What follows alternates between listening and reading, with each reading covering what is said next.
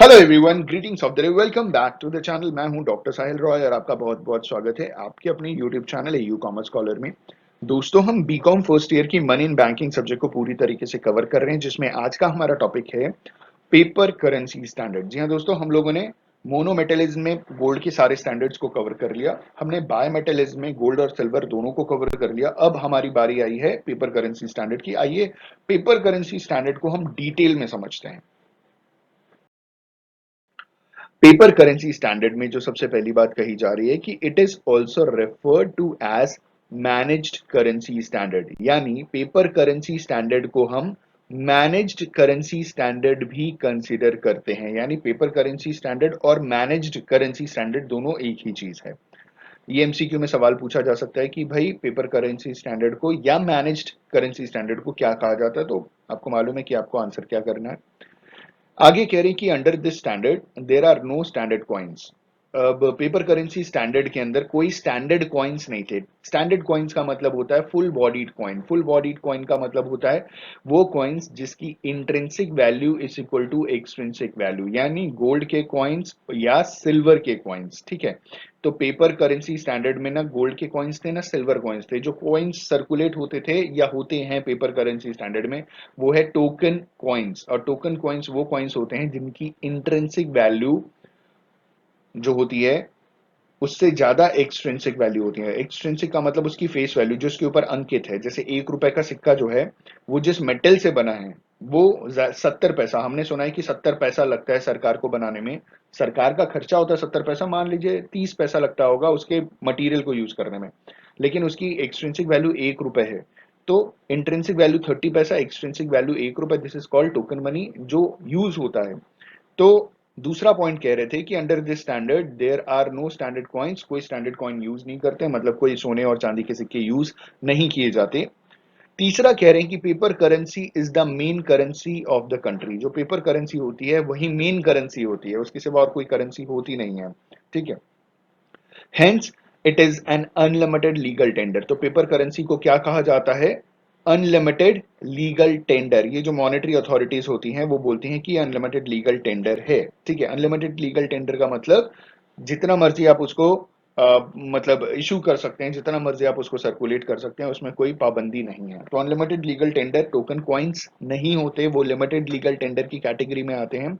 Unlimited legal tender की category में सिर्फ पेपर करेंसी आता है, नोट्स आते हैं। जितना मर्जी आप उतना किसी को भी दो, किसी से भी लो, कोई दिक्कत नहीं है। अगला पॉइंट है for making smaller payments coins made up of cheaper and lighter metals are used by the public.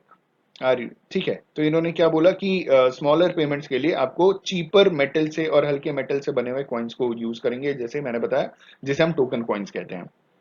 आगे कहा जा रहा है कि paper currency is not convertible into any metal. आप कन्वर्ट नहीं करा सकते पेपर करेंसी को। जैसे पहले गोल्ड स्टैंडर्ड में क्या होता था कि अगर उस जमाने में पेपर करेंसी इशू होती थी तो फुल्ली कन्वर्टेबल होता था कि आप किसी भी गवर्नमेंट अथॉरिटी के पास अपना पेपर करेंसी ले जाइए तो वो उसे बदल करके सोने या चांदी में कन्वर्ट कर देते थे, मेनली गोल्ड में कन्वर्ट कर देते थे। लेकिन पेपर करेंसी में कन्वर्जन नहीं है। ठीक है, आप उसे कन्वर्ट नहीं करा सकते। अगला पॉइंट कह रहे हैं कि Lord Keynes was the chief architect of the managed currency standard. ये जो पेपर करेंसी स्टैंडर्ड है जिसे हम मैनेज्ड करेंसी स्टैंडर्ड कहते हैं, इसको बनाने वाले, इसको लाने वाले जो व्यक्ति थे वो थे लॉर्ड कीन्स। ठीक है, आगे बढ़ते हैं।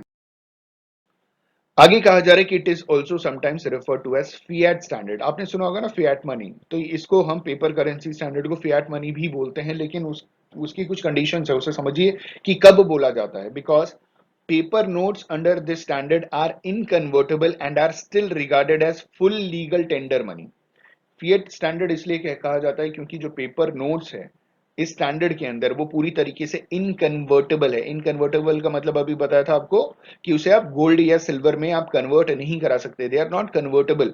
और उसे फिर भी पूरी तरीके से लीगल टेंडर कंसिडर किया जाता है। लीगल टेंडर का मतलब आपके देश की जो मॉनेटरी अथॉरिटीज हैं वो उसे लीगलाइज करती हैं कि देश के अंदर सर्कुलेशन में आप इस मनी का यूज करेंगे। ठीक है, अगला पॉइंट है there is no difference between inconvertible paper money and fiat money. इसीलिए ध्यान दीजिएगा कि फिएट मनी और इनकन्वर्टेबल पेपर मनी के बीच में कोई अंतर नहीं है, दोनों एक ही चीज है। Both refers to one and the same thing, namely inconvertible paper money. ठीक है, inconvertible paper money, fiat money एक ही चीज है, दोनों इनकन्वर्टेबल पेपर मनी को रिप्रेजेंट करते हैं। जो ओनली डिफरेंस है in inconvertible paper money when introduce during emergency comes to be known as fiat money. जब देश में इमरजेंसी जैसे वॉर जैसी सिचुएशन में अगर इसे प्रिंट करके इशू किया जा रहा है तो उसे हम फिएट मनी कंसिडर करते हैं। अगर नॉर्मल सिचुएशन में अगर इसे इंट्रोड्यूस किया जाता है तो उसे इनकन्वर्टेबल पेपर मनी ही कंसिडर करते हैं। आगे इन्होंने बोला भी है, but when introduced in normal times it is referred to simply as inconvertible paper money. तो नॉर्मल टाइम्स में जब हम इश्यू करते हैं तो इसे हम इनकन्वर्टेबल पेपर मनी कहते हैं। तो ये भी एक इंपॉर्टेंट क्वेश्चन है कि इनकन्वर्टेबल पेपर मनी को फिएट मनी बोला जाता है। बिल्कुल बोला जाता है। कब बोला जाता है? इमरजेंसी के टाइम बोला जाता है। जब देश में इमरजेंसी आती है, एग्जाम्पल के तौर पर अगर वॉर हो गया तो उस टाइम सेम करेंसी जो प्रिंट हो रही है इनकन्वर्टेबल पेपर मनी, तो उसका नाम बदल जाता है, उसे हम कहते हैं फिएट मनी। ठीक है। आगे कह रहे हैं जो इंटरनेशनल एक्सचेंज वैल्यू होती है पेपर करेंसी की, वो पूरी तरीके से डिपेंड करती है उसकी purchasing power and trade conditions in the country. ठीक है, कि वो कितना चीज परचेज कर सकता है और देश के अंदर ट्रेडिंग कितनी हो रही है। अब इंडिया की जो गवर्नमेंट है उन्होंने बोल दिया कि आप इंटरनेशनल लेवल पे ट्रेडिंग इंडिया की करेंसी में कर सकते हैं, पहले जो कि अलाउड नहीं था, अब आप इंटरनेशनल लेवल पे ट्रेडिंग कर सकते हैं। तो ये बहुत अच्छी बात है कि इंडिया की करेंसी को अब वर्ल्ड लेवल पे एक्सेप्ट किया जाएगा ट्रेडिंग के पर्पस में। लेकिन पहले क्या होता था कि यूएस डॉलर सबसे ज्यादा प्रिवेल करता था, उसके बाद चाइनीज करेंसी प्रिवेल करती थी।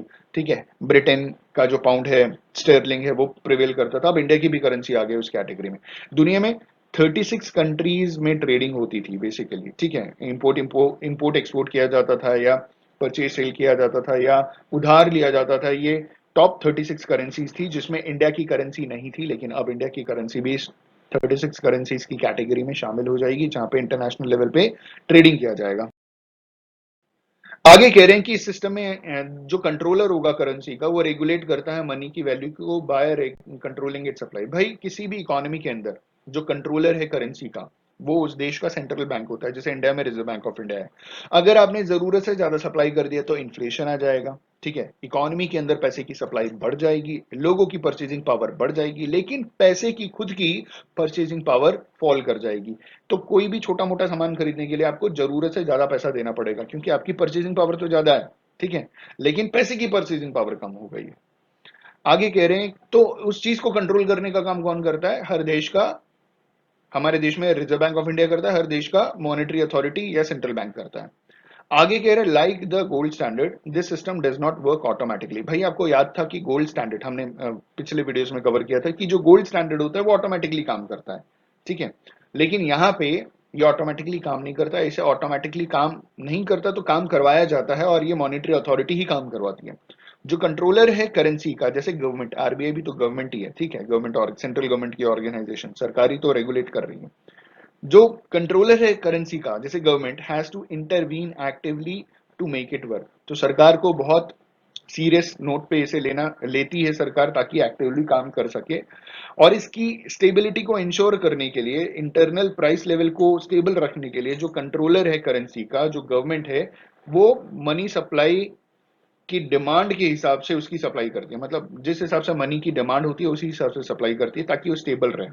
ठीक है, आगे कह रहे हैं कि इस स्टैंडर्ड में कोई मेटालिक रिजर्व्स नहीं रखा जाता पेपर करेंसी में। ठीक है, इसमें बेसिकली क्या रखा जाता है? फॉरेन एक्सचेंज, फॉरेन एक्सचेंज का रिजर्व रखा जाता है। जैसे आरबीआई है, आरबीआई के पास एक मिनिमम बैलेंस रिजर्व है 200 करोड़ रुपए का। अब ये 200 करोड़ रुपए में 115 करोड़ का गोल्ड रिजर्व है और 85 करोड़ रुपीस का gold sorry foreign exchange reserve है। ये तो मिनिमम बैलेंस रिजर्व है। इसके ऊपर इंडिया ने अपने पास फॉरेन एक्सचेंज जैसे डॉलर्स या पाउंड्स या स्टर्लिंग्स, फॉरेन एक्सचेंज के बहुत सारे रिजर्व्स रखे हुए हैं जिसके बेसिस के ऊपर वो करेंसी प्रिंट करता है। पहले गोल्ड के रिजर्व रखे जाते थे लेकिन अब फॉरेन एक्सचेंज के रिजर्व रखे जाते हैं। इन्होंने बोला before the establishment of international monetary fund, international monetary fund की एस्टैब्लिशमेंट से पहले क्या होता था, जो कंट्रीज थे पेपर करेंसी वाले use to keep metallic gold reserves to facilitate the foreign payments. तो वो क्या करते थे? गोल्ड रिजर्व, ये गोल्ड स्टैंडर्ड में हमने आपको पढ़ाया था, जहां पे पेपर करेंसी तो इशू करते थे लेकिन गोल्ड का रिजर्व रखते थे। लेकिन इंटरनेशनल मॉनेटरी फंड के आने के बाद इन कंट्रीज ने क्या किया? गोल्ड के रिजर्व्स को रखना बंद कर दिया इस मकसद के लिए। After the general abandonment of gold standard in 1931, 1931 में पूरी दुनिया ने गोल्ड स्टैंडर्ड को पूरी तरीके से अबैंडन कर दिया, परमानेंटली छोड़ दिया था उस स्टैंडर्ड को। Almost all countries had adopted the paper currency standard. In fact जो प्रेजेंट एज है वो पेपर करेंसी स्टैंडर्ड का ही एज चल रहा है। दोस्तों आई होप एंड बिलीव कि इस वीडियो में आपको क्लियर हो गया होगा कि भाई पेपर करेंसी स्टैंडर्ड क्या होता है। वीडियो को ज्यादा बड़ा नहीं किया गया, वरना अगर मेरिट्स डीमेरिट्स ऐड करते वीडियो बहुत बड़ा हो जाता। अगले पार्ट में हम मेरिट्स और डीमेरिट्स कवर करेंगे। On this note, thank you so much for watching this video. All the best for your examination. Video पसंद आया हो तो लाइक जरूर कीजिएगा, दोस्तों के साथ शेयर जरूर कीजिएगा। Thank you so much, have a good day.